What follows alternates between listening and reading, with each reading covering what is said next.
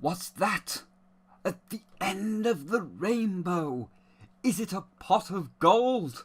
No, far more rare and far less valuable. It's a Nintendo Switch. Yes, after 100 years, one finally showed up in existence. So now I can give it the proper dusting it deserves. So a quick story before we start on this thing. So, as you can't tell by that little intro, in England these things are non-existent. From its release up to this day, no store anywhere has ever had one in. And if they have, gone. Just gone instantly.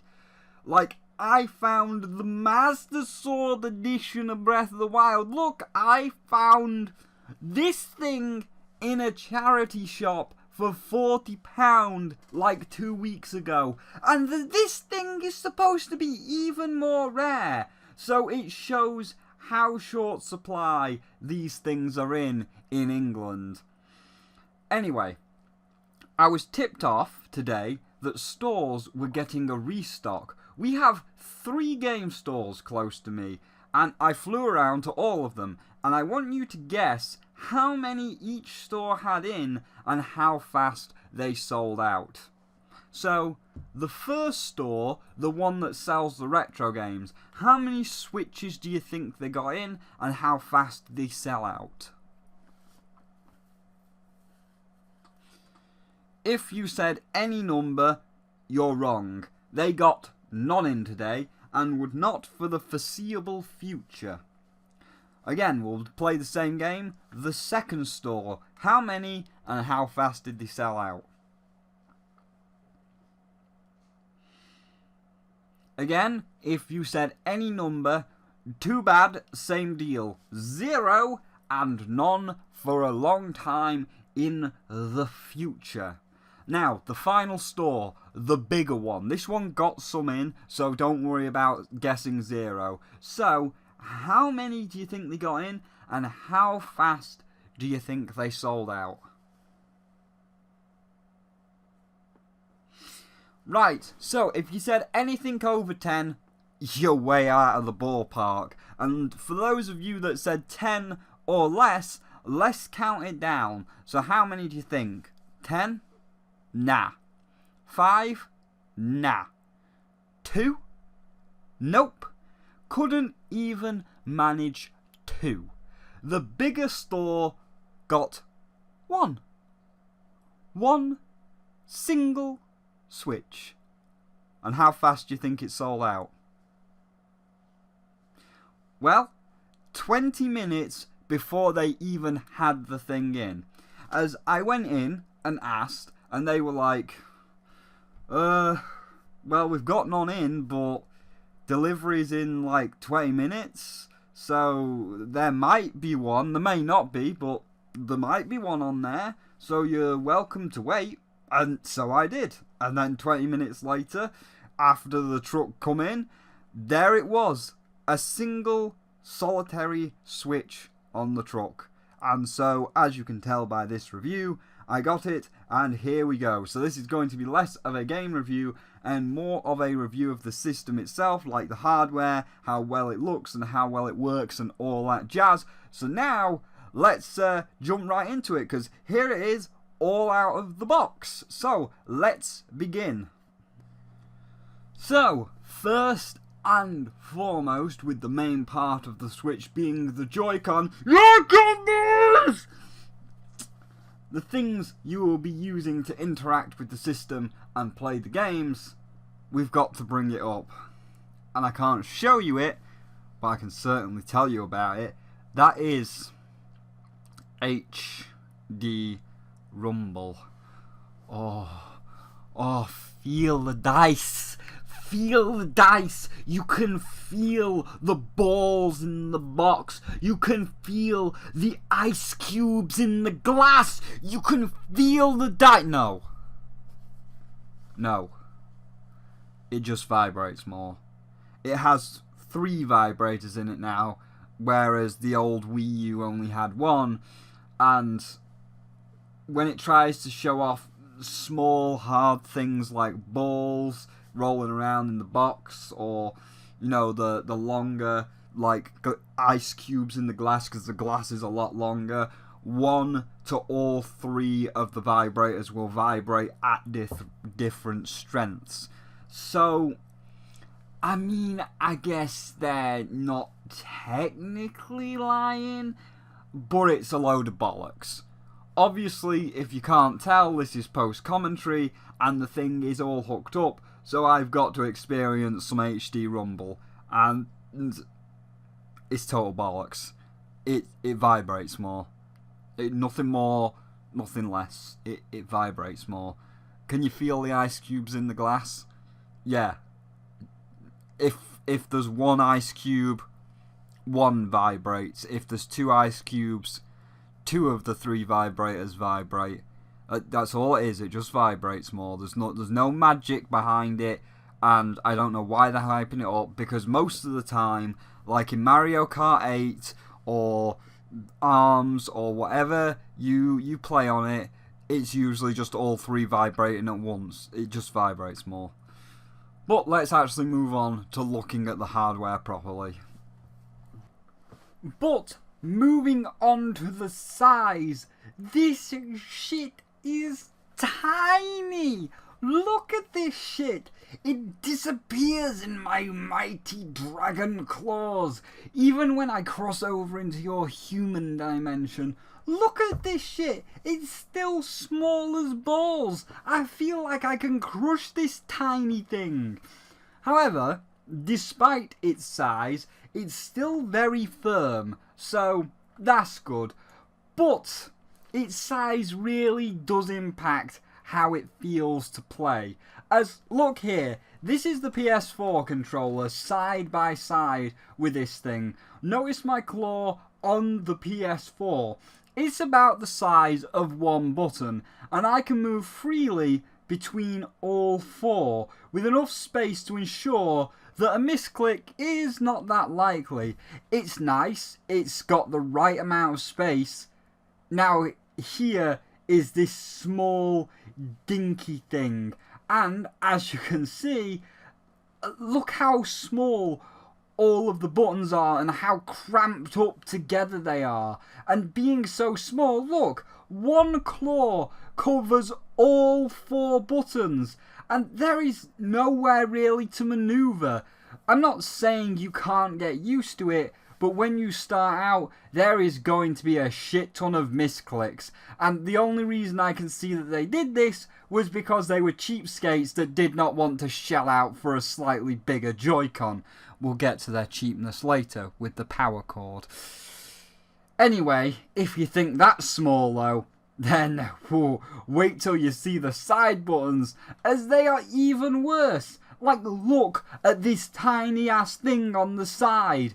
What reasonable sized creature in the multiverse can press these things? You do know, Nintendo, these things were designed for humanoid creatures like humans, furries, dragons, and everything else. We're not tiny insect people or gnomes. Did you have a bias to the Gnome King Killer Keemstar there? But it's okay, as these side buttons are never really used, as most of the time the Joy-Cons will be attached to a device. Speaking of, let's look at the things that can latch onto it.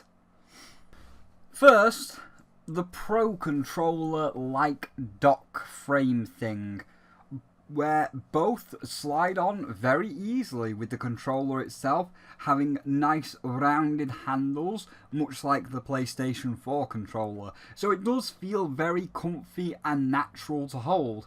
One thing that I did see a lot of division on is the mismatched analog sticks, as things like a PlayStation 4 controller and a Pro controller have symmetrical analog sticks. And at first I was going to be like, yeah, that's kind of shit.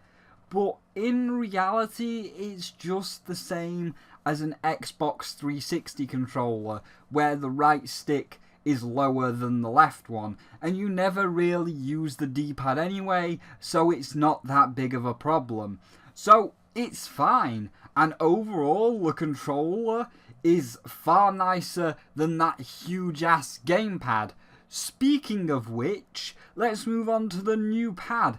I love it a lot more. It's like a little iPad or Kindle sized, and it's a lot more lightweight than that big ass brick, as well as a really big update in the quality of the screen itself. And much like the controller frame, the joycons slide on nice and easily, and it feels really good to hold in your hands.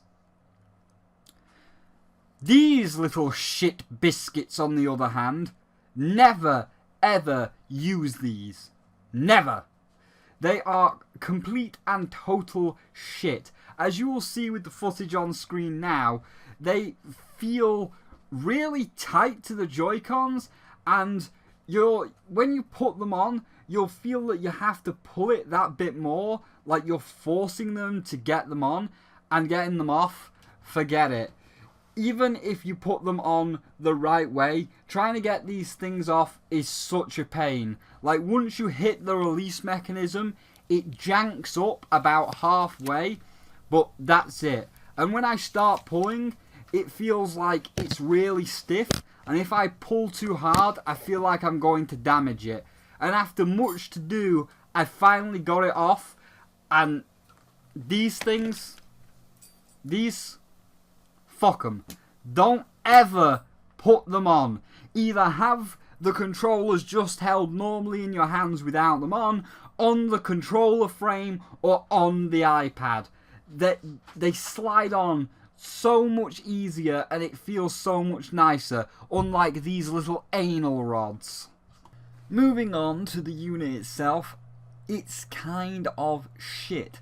Like, first off, it's got one nice feature with it, which is its flip down back. So the inside of it has the power and the HDMI and USB slots, and then you can close it and it has this nice hole in it, so it's basically its own built-in cable tidy. So nice to keep your cables tidy. But look at it. Look how thin and hollow this thing is. There is like no tech whatsoever in there. Like, all this cheap piece of plastic is, in effect, is the charger and the thing that makes the Switch go from pad mode to TV mode. All the tech itself is in the actual pad and the Joy-Cons. And while it's nice and small, seeing it all together on my desk, it looks okay, but it does look slightly bootleg, especially with its biggest problem of it being hard, cheap plastic, which might not sound an issue, but here is me just sliding it in and out as you would. Listen carefully.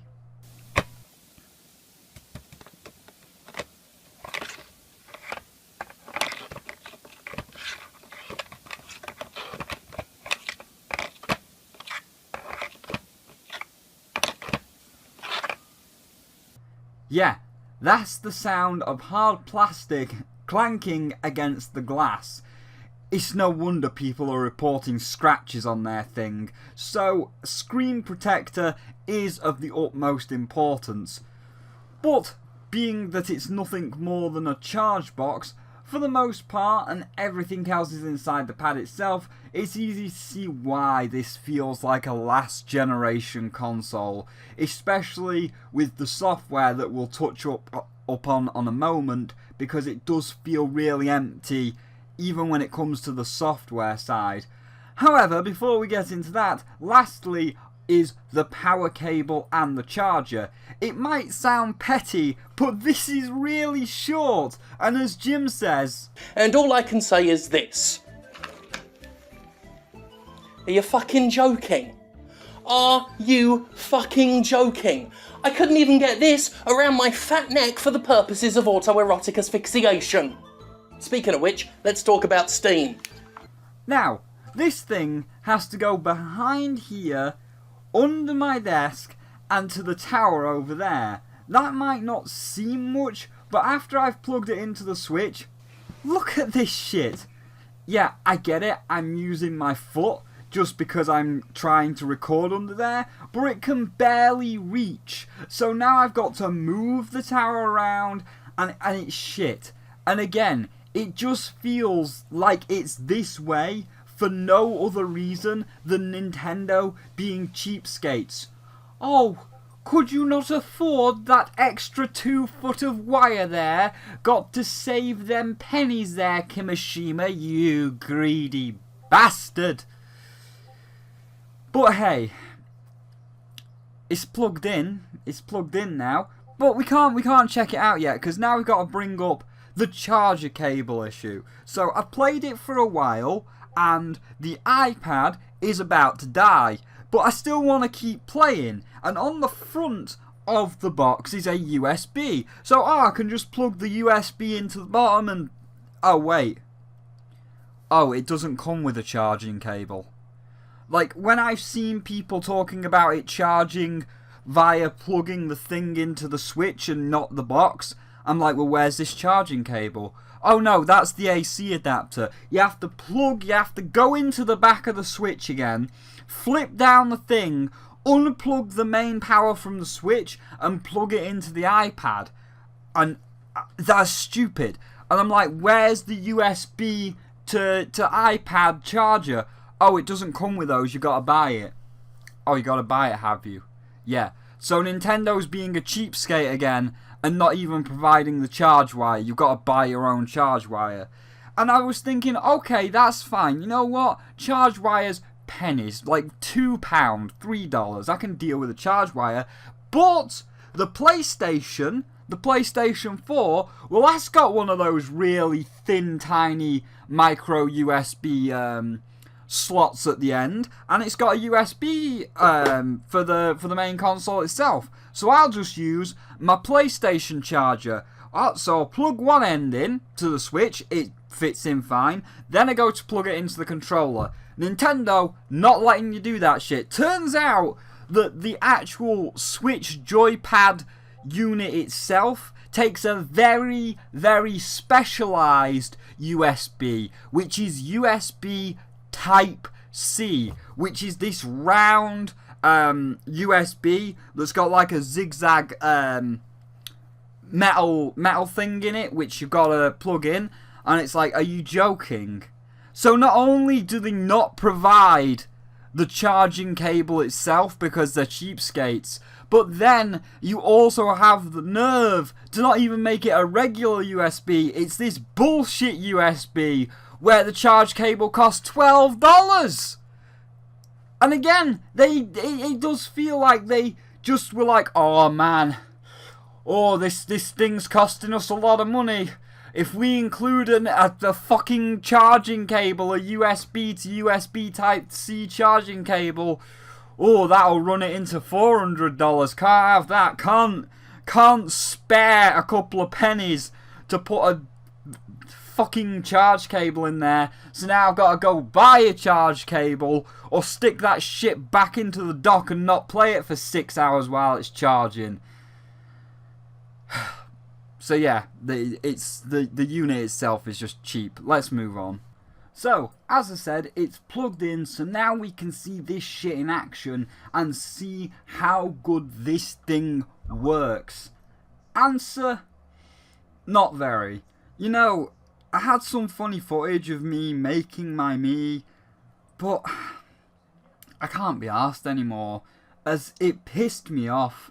As this thing is so outdated, so last generation.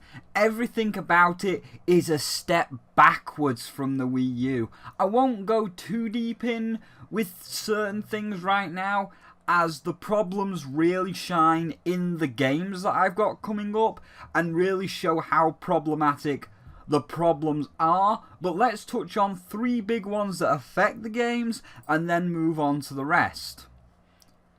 Number 1, friend codes. What the fuck, Nintendo? We got rid of this for the Wii U. If you want to find a friend, it was simple as searching for their name. Well, now we have taken a step backwards and we are back to friend code BS. So now you have to wait for your friend to find their code, send it to you, type their code in, and for your friend to accept the code acceptance request. What was wrong with just searching for a friend like on the Wii U?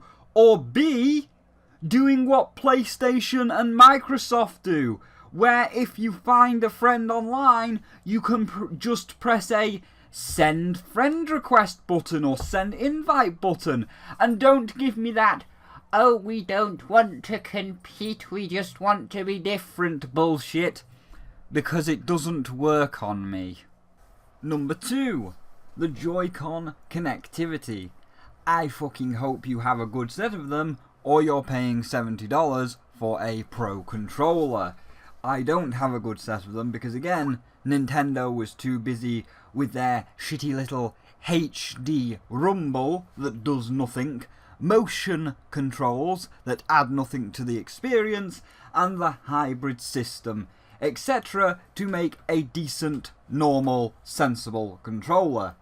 So, there is a very high chance that usually one, most likely the left one, or both will constantly desync, if attached to the controller frame or just hanging loose, for games like ARMS, interrupting gameplay, forcing me to come 9th on shit like Mario Kart because you had to sit there and resync the Joy-Cons. More on that in Mario Kart 8 Deluxe. And ARMS? Well, here's a taster. Give my thoughts now that I've actually seen, sorry, just give me a second, the left, that's one thing that you'll notice about, that's one thing you will notice about the Joy-Cons. My left Joy-Con likes to desync quite a lot, so we have to resync it.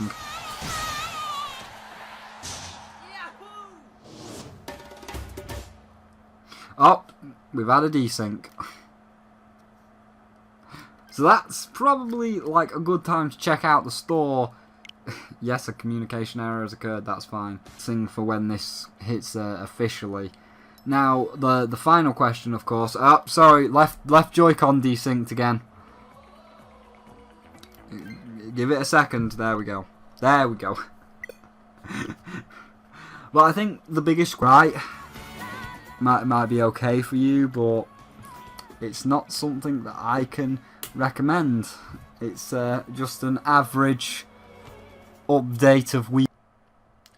Now, many, like Midnight, have said, oh, you don't get that if they're attached to the screen, which is very true, but I don't want to do that. I want to play on my TV with a normal controller, not on the gamepad with the tablet controller.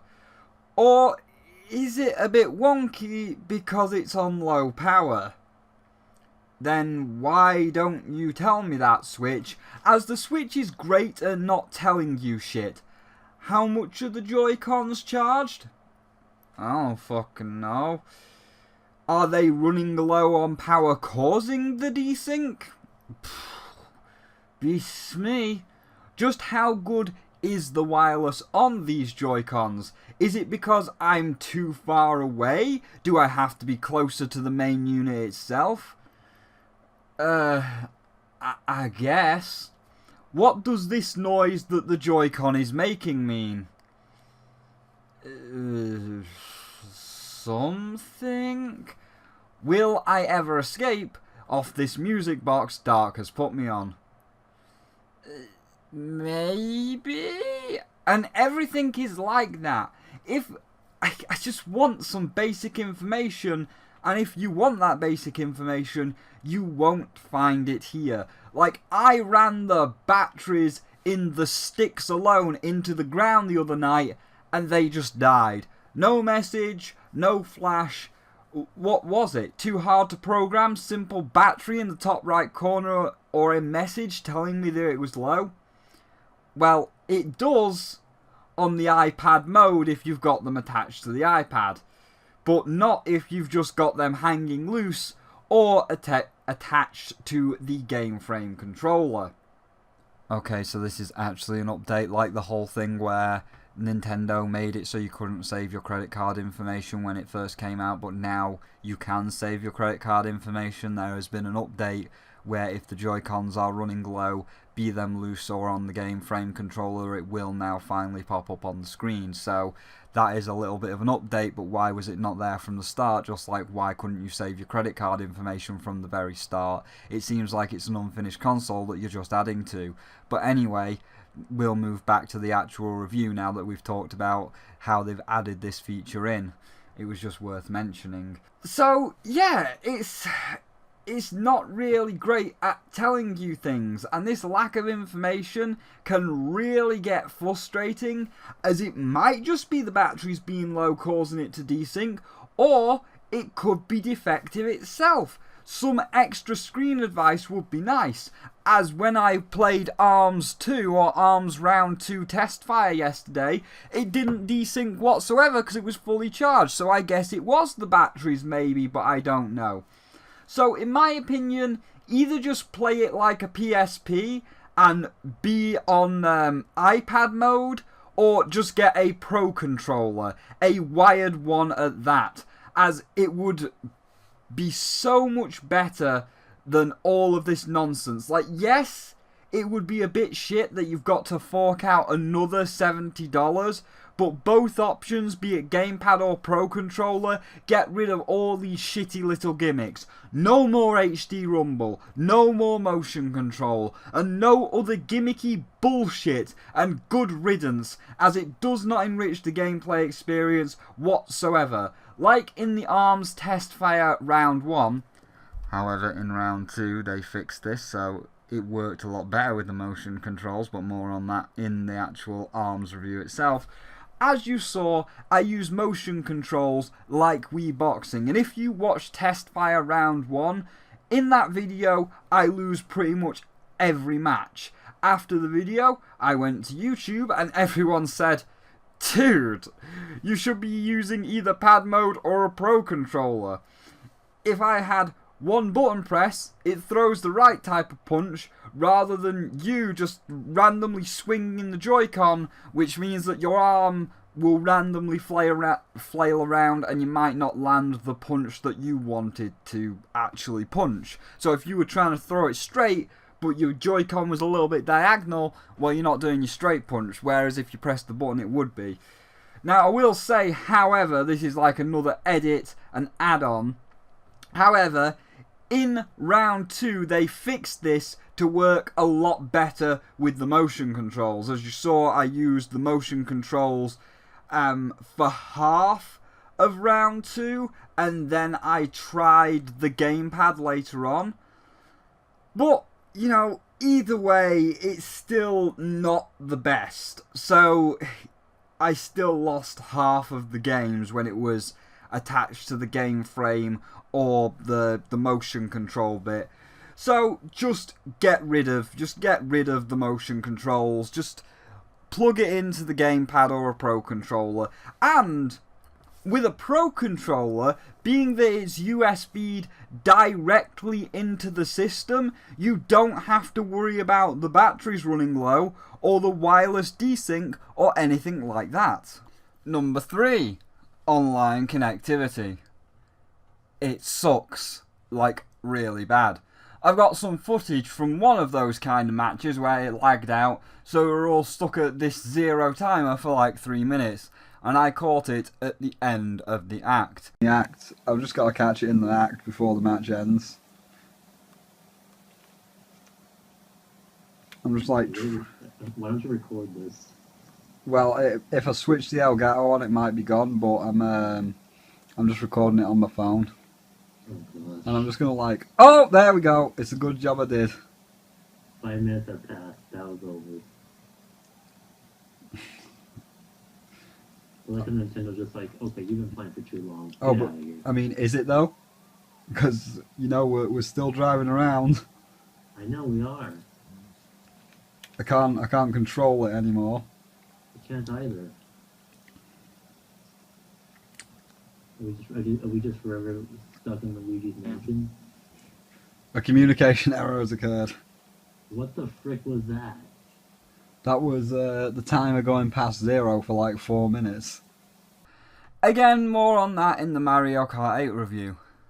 Oh, hi again. It's me, future Spyro, now doing the editing for this video. So just today, literally about 2 hours ago as I was recording this, they have now released a online patch and all of the online is a whole lot smoother. I'm not going to say it's the absolute best, but it's better than the shit show it had at launch. So again, we'll probably have to review this again at like December when the full finished thing comes out. But just to let you know, I'm about to go on a bit of tirade about the connectivity, but while still somewhat bad, we won't call it bad, we'll call it mediocre. While mediocre, it's better than the shit show it had at launch. But for things like the eShop and other stuff, online is really spotty and shit.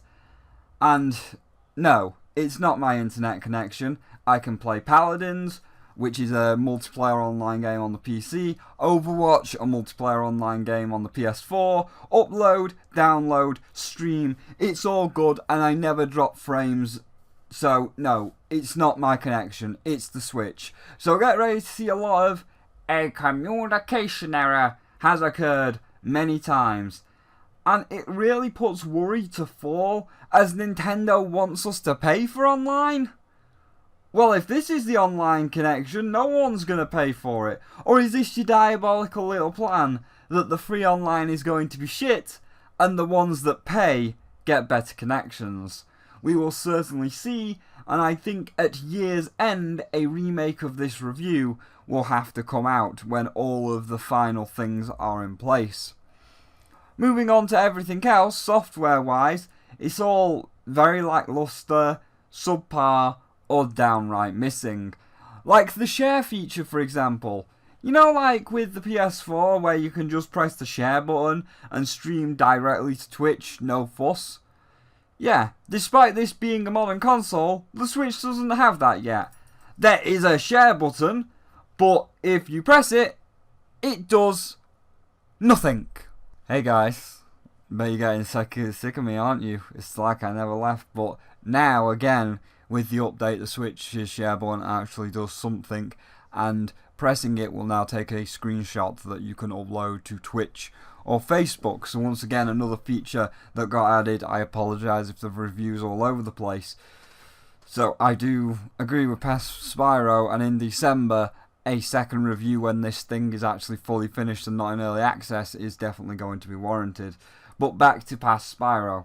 So, yeah, there is a share button, but there's no streaming via the share button. That's coming soon. And again, why? Was it really so painful to just add the full feature from the get-go? It makes it look like an unfinished console. It makes it feel like it's an early access console that is half finished rather than the complete package. Or is it because, you know, you can't content ID and monetize Twitch streams, so it's not monetarily worth it, unlike you on YouTube, you little thieves. Other things like the virtual console and saving basic information, again, are outright missing, with it only just adding mere days ago an update which will let you save credit card information, so you don't have to type it over and over. But again, Virtual Console completely missing, completely disappeared off the face of the earth. Miiverse, that's also disappeared off the face of the earth, despite there being a Mii Maker within the Switch. So that's two things that are still not implemented yet. And overall, the layout is kind of shit. Like, look at this. It looks very Netflix, that's the word we'll go with. It looks very Netflix-like and corporate. I prefer the boxes of the Wii U myself. And, of course, there is the infamous basic settings like parental controls that are not in the system settings themselves, but are on a shitty little iPhone app. And, wow. And this is not even the beginning, because we had the whole team chat thing get shown. This is an update now, by the way. Literally, as I am recording the lines ready to edit it, this is an update. This is what they want you to do for online connectivity, to just talk to people. So you've got the Splatoon 2 headset, because, you know, why don't you buy that while you're at it? And it goes into 2 splitters, where one splitter's got to connect into your phone for Nintendo's online bullshit, and the other's got to connect into the Switch iPad thing. This looks horrendous! Spaghetti Junction, what the fuck are you playing at, Nintendo? This is shit! Why not just have it like PS4 or fucking Xbox, where there's just PlayStation chat? Again, you press a button, you invite the person. Genius, rather than all this. So, again, it's going to be like, oh, here's Discord. You might as well use Discord or Skype.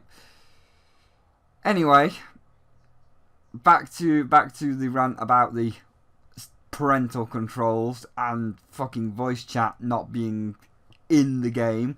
You know, it got enough backlash that now there's extreme basic system settings on the system itself, but not the full stuff. We can pick how many hours this thing is on for, like, you know, to go into rest mode and control things remotely, but their age restrictions and their actual team speak, that's locked by a 4-digit code and you're gonna need the app for that. It's not like a child will figure out really, really easily or anything. Because, you know, 4 digits of 0 to 1, that's a really hard code for a fucking child to crack. Oh wait, no it isn't.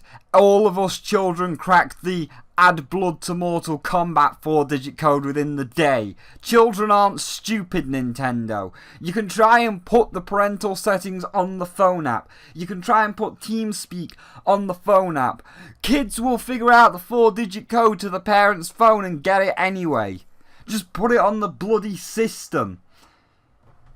But whatever, I'm not a parent, so it doesn't affect me all that much. What does affect me, and annoys me, is there is still no way of moving virtual console data or any other data from the Wii U to the Switch. So all your Wii U purchases right now are all for nothing. And again, Nintendo has plans for the transfer shit to come to the Switch, but why is it not here now? Again, unfinished. And lastly, the hardware. While it has some impressive stuff in it, it still pales in comparison to its rivals. This of course is due to its hybrid state, as the screen was never going to do 1080p 60 FPS, and because the tech is split between both the handheld device and the docking station itself for the TV.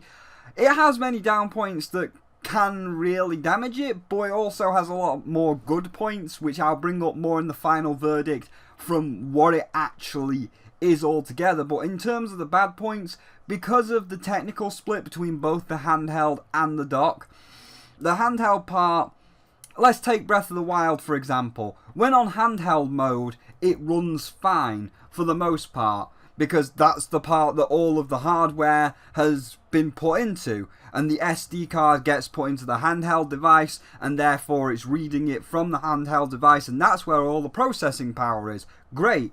Stick it into the docking station for the TV, because it's basically just a simple converter that's making the resolution a bit bigger, and man, we get frame rate drops, and sometimes even freezes can appear out the ass in some areas. It would have been better to focus on maybe one, not this 2-in-1 thing, but again I'll bring that up more at the end, because I do want to kind of address the 2-in-1 thing, because it's a neat idea done wrong basically. But lastly, and by far the biggest one, is the operating system. This is by far the most stupid, idiotic, backwards idea. Like, this is a AVGN what were they thinking moment. That is the operating system, and by extension the programming language, is Linux. Now, there is an extension to that is FreeBSD, which is Unix, not Linux, but Unix and Linux are one of the same. And either one is one of the most simplest programming languages to learn and master. Like, a lot of it is simple HTML coding. Like, this is The Binding of Isaac, a game I play on the regular, and this is the front page. And it's normal for right now. Now, this is my mod, Wrath of Discord, and as you can see, I've added colour to certain things, and in the runs itself, it kind of speaks for itself. I've swapped certain items out with other certain items, like the character Judas, for example, that starts with 1 heart, is starting with 5, and the Book of Belial has been replaced with the Necronomicon on this other character. So it's all pretty much basic HTML coding, and this was all done via HTML coding, and if I can mod this, essentially, I have already completed the first 10 lessons on programming Linux and, by extension, Unix. And, of course, by extension, hacking the Switch. And, well, people have already done so. Those lurking in the darker areas of the internet with a far greater knowledge than myself on programming have already got, I think, the source code and are busting this thing wide open. Like, they already got that shit on lockdown, and they're currently working on, from what I'm seeing here, what is called a user LAN exploit, which from what I can gather is the last step wherein a local area network or LAN is used to create an exploit in the online service of the eShop in order to create a command console for the user that will allow manipulation of certain features within the hardware itself. So I don't know what any of that means, so basically I'm going to say it's the new version of Homebrew. And again, that's my basic understanding of what's going on, and I'm sure it's far more complicated than that. And I'm not going to sit here and say whether it's right or wrong, and some might say I should not even be telling you this, but considering what a big mess the Wii U turned into, and the fact that you programmed it in Unix and it's pretty much compromised, I think we need to address it as it's a big issue. As what the fuck, Nintendo? You knew the Wii U's coding was a pile of shit and easy to break, and your company was hurting by the end of it because of how many units had been compromised. I'm not gonna lie, even mine was. I got Breath of the Wild early, and, you know, at least I had the decency to go out and buy it officially twice, once on the Wii U and once on the Switch version. I even got the rare-ass Breath of the Wild Master Sword Resurrection Edition of the Switch version. So I had the decency to get it twice, but some people won't. And I wanted to crack my Wii U to show Nintendo that this was happening and this was how easy it was. And it's exactly what they can't have happen to the Switch. And then they go make the console in an even easier operating system with an even easier coding language to crack in the form of Linux or Unix. Like, how can you be that stupid? And you can't say they didn't know. Of course they knew. You don't just make a spice rack without instructions or research. There was marketing research, hardware research, public focus testing. There's all this research put into this thing. Yet you still pick that. And now it's Groundhog's Day starring Bill Murray. Or 7 Days by Craig David. You're like, how? History is repeating itself. This is what I don't understand. The clocks are turning back. Nintendo, with a subpar system, being cracked and starting to be compromised all over again. It's Doctor Who situation. I put the doctor in a chronohysterectomy, stuck in a fold in time, due to repeat the same few moments over and over for all time. Or a JoJo Part 6 with Eyes Over Heaven, where time is reset back to 0, so you can fuck it all up all over again and again. Like, I would love to know what the conversation between the programming team and Kimishima was that led to this backwards ass decision. But, you know, because it's got to be like, sir, we have made the Nintendo Switch and we just need to program all of the stuff inside it. Now, because the Wii U was basically C++ and really hard or really easy to crack, I recommend that we use something like a combination of C++ and whatever the hell Macs run on. Basically, kind of like the hardware of the PS4. And then Kimishima's like, Linux. But sir, that's the easiest program. Linux! You don't understand. That's worse than the Wii U. Linux! Okay, you heard him. Get the script extender, turn Linux into Unix. But I digress. So, my final verdict for the Nintendo Switch is a barely passable 3 out of 5. It's okay. As of right now, it's not worth full price of £270 or $300 for the thing.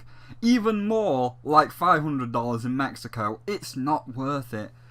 As it's not finished, it's missing features left and right, basic things that make it operate correctly, and things that their rivals have, like the share button that streams directly to Twitch, which they haven't got, which is leaving the Switch in the dust. It's clogged to the eyeballs with pointless gimmicks like HD Rumble that does nothing, a camera in the right joycon that does nothing, really, and has no need to be there, and a bunch of other pointless gimmicks rather than focusing on making a more solid gaming device. And many times when I have been forced into encountering these gimmicks or problems, several times I've kept saying to myself and others on Skype and Discord, why did I buy this? It was a waste of $300. I regret getting a Switch. But when it works and it's not being an early access piece of shit, I'm like, man, this is amazing. I'm really enjoying this and I'm glad I got one. So, is it a bad system? No. I see what the original vision was. Iwata's final gift before he departed, a way to unify portable and home console gaming, like taking Breath of the Wild or Mario Kart on the go with you? Fuck yes. Back in the day, it would have been amazing to see and take games like Sunshine on the go, but we were limited by the hardware. Now we are not, and the time is right, and I would love to see Sony and Microsoft follow suit. I mean, the Vita, despite the jokes, was an extremely good system and could have pasted the 3DS if it was given enough love and attention rather than the neglected short life it had. And imagine taking Crash Insanity Trilogy on the go with you. Or maybe even my trilogy, you know, if you're listening, Activision, on the go with you. In PS4 resolution. Fucking yes! Do it, Sony! Make your own version of the Switch without all the extra gimmicky HD Rumble camera, need for a phone for basic communication nonsense, and you have a good competitor to the Switch. As for the Switch itself, it is a really fantastic idea. With E3 just gone, most of the game industry was on the cross-platform thing, with the hugely successful Minecraft now going fully cross-platform. And we're not just talking about Microsoft, like Xbox and PC. Oh no, we are talking about the full spectrum. Xbox users will be able to play with users on the Nintendo Switch, which will be able to play with users on the PC. The gaming community has decided that the arbitrary walls are ready to come down, and are happy that the industry is slowly working towards unification on all platforms to ensure maximum enjoyment with others that may have different consoles. Well, except for Sony, who are being stupid about it. And with this unification of all consoles, so it is quickly becoming popular for the unification of home and handheld systems. Before, it was never there. You either had to play an inferior pixelated Game Boy version or sit at home. Mobile was a start with things like Minecraft Pocket Edition for mobile, but mobile gaming's not really real gaming, and it never took off the way that was intended. However, here we are with the Switch, a reasonably priced $300, unlike Microsoft's $600 Xbox One X. that blurs the line between what has to stay at home and what can be taken with you. It's revolutionary and a fantastic idea, and as I say, playing the Crash remakes anywhere? Fuck yes! So, while it was essentially, and what it is essentially right now, is a early access console with a fuck ton of missing features and a barely passable recommendation, I think a revisit in December, after everything's been added in, will hopefully put them worries to rest. So, it is worth getting one. At times you may regret it for its lack of current features, but when it shines, it truly does shine. And, as Iwata's final gift to the world before his sudden departure, well, it was one hell of a gift that will certainly shape the gaming industry in the years to come, and I would not be surprised to see an Xbox and PlayStation version of the Switch for the PS5 and the Xbox One Xbox. So thank you, Iwata. While you never got to quite see the launch in this world, we all know that you're watching, and you did great. And I think it's fitting to end your legacy with this hardware. You came in with a bang and shaped the gaming industry, and you have left with a bang by unifying portable and home gaming, which, as I said, will shape the gaming industry in the years to come. So thank you, Iwata. And thank you all for watching. I know there may have been some things that you might be pissed at, but come December we will be revisiting this review and covering all of the final missing features like the Twitch streaming. So for now, if you liked the video, leave a like, and of course, if you don't want to wait to see more, we've got some extra reviews coming, then do please feel free to hit that subscribe button. At 909 subscribers, only 89 away from the first big milestone, which is truly amazing. And of course, there are links down below to the public Discord if you want to come in and chat with everybody, my Twitter so you can see what I'm tweeting, and Patreon if you'd like to support me further. But that's it. So this review is going up today, and tomorrow, Friday or Saturday, given I need a day to play it, will be the Crash Bandicoot HD Trilogy review. But just as a little teaser, if you want, here is a PNG image, so I think you all know what tomorrow's videos are.